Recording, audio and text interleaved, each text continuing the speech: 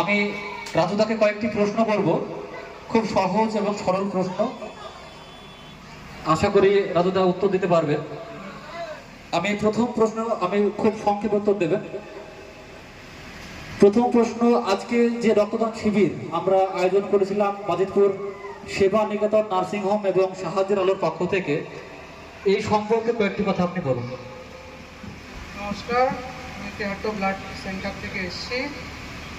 এই ক্যাম্পটা যখন বুক করা হয় তখন সাহায্যের আলোর তরফ থেকে বুক করেছিল, তারা করেছিল 40+ ডোনার হবে, এবং সেটা তাদের প্রচেষ্টায় সেটা 120-তে নিয়ে গেছে, এবং তারও বেশিও হতো, কিন্তু আমাদের সেই ক্যাপাসিটি এখন ছিল না।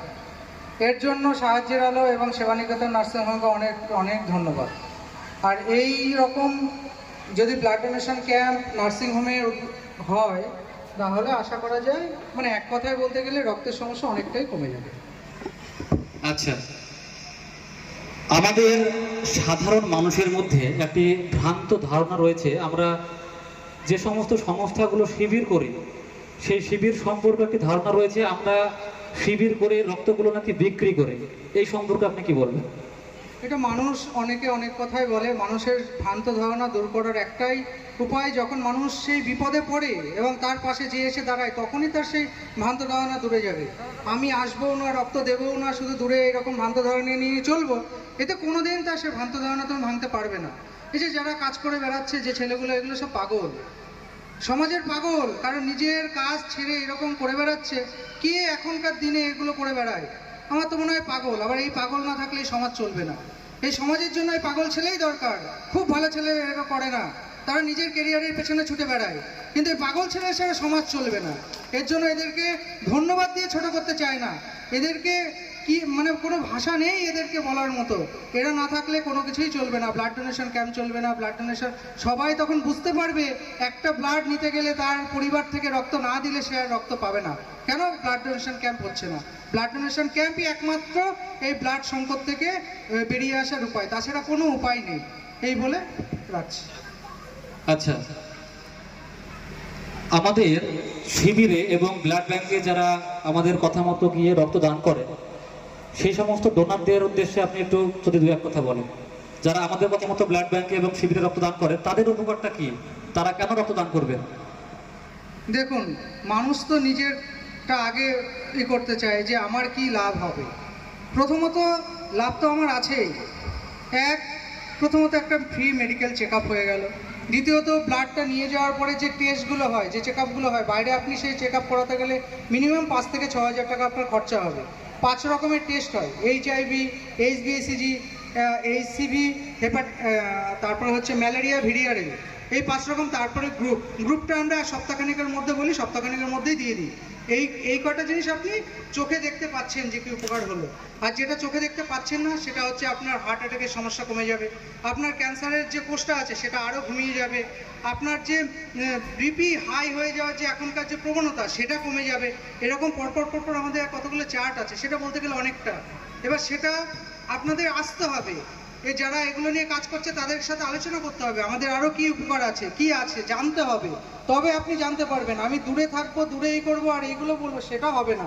না ঢুকলে সেটা আপনি জানবেন কি করে? আপনি যদি ক্লাসে না যান, যদি আপনি ক্লাসে পড়াশুনো না করুন, আপনি জানবেন কি করে যে বইয়ের মধ্যে কি আছে? আগে আসতে হবে, এই কাজের সাথে যুক্ত হতে হবে, রক্তদান সম্পর্কে জানতে হবে, তবে আপনি জানতে পারবেন। না জেনে না বুঝে তার জন্য এত অজ্ঞতা, জানতে পারলে এই অজ্ঞতা থাকতো না।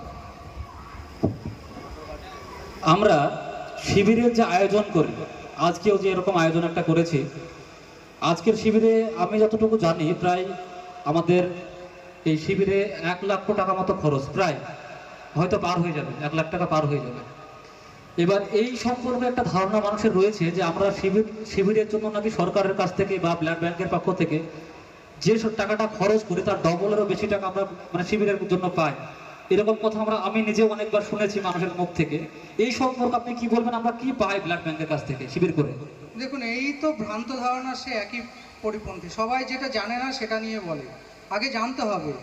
এখন গভর্নমেন্ট কিছুদিন আগে দিত একটা ডোনার প্রতি 25 টাকা, সেটা অনেক বলার পরে, সবাই বলার পরে সেটা করলো 50 টাকা। রিসেন্ট এই 2-3 মাস হলো একটা ডোনার রক্তদান করলে তার প্রতি গভর্নমেন্ট দেয় 100 টাকা। এই 100 টাকা তাকে রিফ্রেশমেন্ট মানে খাওয়া দাওয়া টিফিনের জন্য দেওয়া হয়, বাদ বাকি কোনো খরচের জন্য কোনো টাকা দেওয়া হয় না।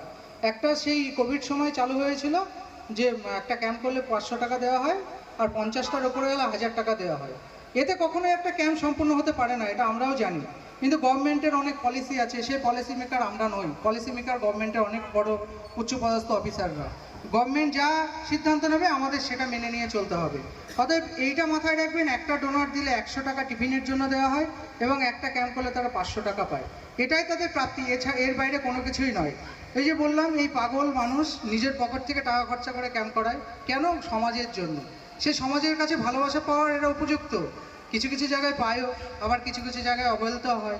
এটা তো স্বাভাবিক সমাজের নিয়ম, সবাই তো সবাইকে ভালোবাসবে না, কিন্তু তবুও এর মধ্যে দিয়েই একটা আনন্দ আছে। এই যে ভিতরের তৃপ্ততা হয় এই কাজটা করে, সেই তৃপ্ততা অন্য কোনো কিছুতে পাওয়া যায় না। এর জন্যই সবাই ছুটে বেড়ায়। আমারও ভালো লাগে বলেই আমি ব্লাড ডোনেশন ক্যাম্পে এইভাবে আসি। আমাকে প্রত্যেক ক্যাম্পেই হয়তো দেখতে পাওয়া যায়, যদি না কোনো খুব অসুবিধা হয় বা দুটো ক্যাম্প না থাকে, অন্য কোথাও চলে না যায়, তাছাড়া আমাকে পাওয়া যায়। আমার রাত নেই দিন নেই, যখন ক্যাম্প হয় আমি চলে আসি। আমিও ভালোবেসে ফেলেছি, না ভালোবাসলে এইভাবে আসতে পারতাম না। এইভাবে আমারও পরিবার আছে, কিন্তু পরিবারের থেকে আমি এখানেই বেশি পড়ে থাকি। এই সবার ভালোবাসার জন্যই এখানে, তো এরা ভালোবাসে বলেই এটা কাজ করে, এর থেকে আর কোনো কিছু নয়। একদম। আমরা এই যে কয়েকটি প্রশ্ন করেছি, আমি একদম আমার সাধ্য মতো সঠিক প্রশ্নের উত্তর আমি পেয়েছি। আমি যে কারণে প্রশ্নগুলো করলাম, রাজু তো একজন ব্লাড ব্যাংকের স্টাফ। আমাদেরকে অনেক সময় অনেক মানুষ বলে আমরা এই সমস্ত কাজগুলো করে নাকি ইনকাম করি। আমরা সত্যিই আমরা অনেক বোঝানোর চেষ্টা করে থাকি মানুষকে।